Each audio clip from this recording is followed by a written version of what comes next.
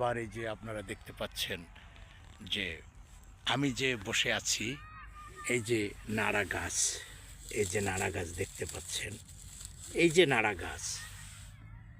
আমরা আগে কিন্তু এই যে নাড়া ক্ষেত, নাড়া গাছ, আমরা আগে এই যে নাড়া আমি দেখালাম, এই যে দেখতে পাচ্ছেন যে নাড়া, অর্থাৎ ধানের গাছের গোড়া, যেটা ধান কাটা হয়ে গেছে গাছের গোড়া, আমরা কিন্তু আগে নাড়া তুলতাম। নাড়া তুলে আমরা এই জমা করে রাখতাম এবং আমরা এই নাড়ায় অগ্নিসংযোগ করতাম এবং আগুন পোহাতাম।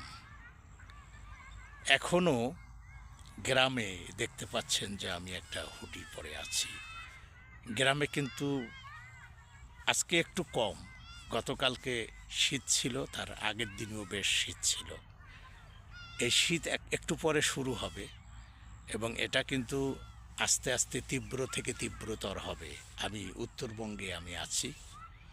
উত্তরবঙ্গে রংপুর বিভাগের সর্বশেষ একটি জেলায় আমি বসে কথা বলছি। বন্ধুরা, প্রকৃতি হচ্ছে মানুষের জীবন এবং জীবিকার অন্যতম একটি ক্ষেত্র। কেন বলছি? এজন্য বলছি, এই যে বিস্তৃত প্রকৃতি, এই প্রকৃতিতে এই যে আবাদ হয়, এখানে ধান হয়, এখানে উঁচু জমিতে সবজি হয়, তারপরে পাটের সিজনে পাট হয়, এখন গমের সিজন, গম হবে। এটাই হচ্ছে আমাদের কিন্তু এই বেঁচে থাকার আমাদের প্রধান অবলম্বন। আমরা কিন্তু যে যাই বলি, আমরা কিন্তু কৃষি প্রধান দেশের নাগরিক। আমি এই যে দেখতে পাচ্ছেন যে আমি যেখানে এখন নামলাম, এটা কিন্তু খাল। এই শীতে এই খাল শুকিয়ে গেছে।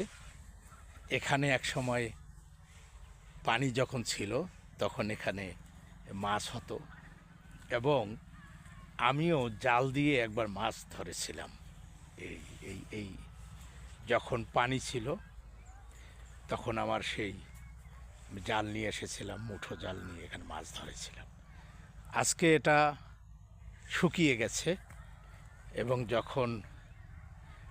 যখন এই ফসল বুনবে, এই ফসল যখন বড় হবে, পরে এই ফসল নেক্সট যে ফসল আসছে, এই ফসল তোলার পরে আবার পানি হবে, বন্যা হবে, এখানে মাছ হবে, কৃষকরা এখানে মাছ ধরবে এবং এই যে প্রকৃতি, এই যে চিরসবুজ প্রকৃতি, এই প্রকৃতি হচ্ছে আল্লাহর বিশেষ দান।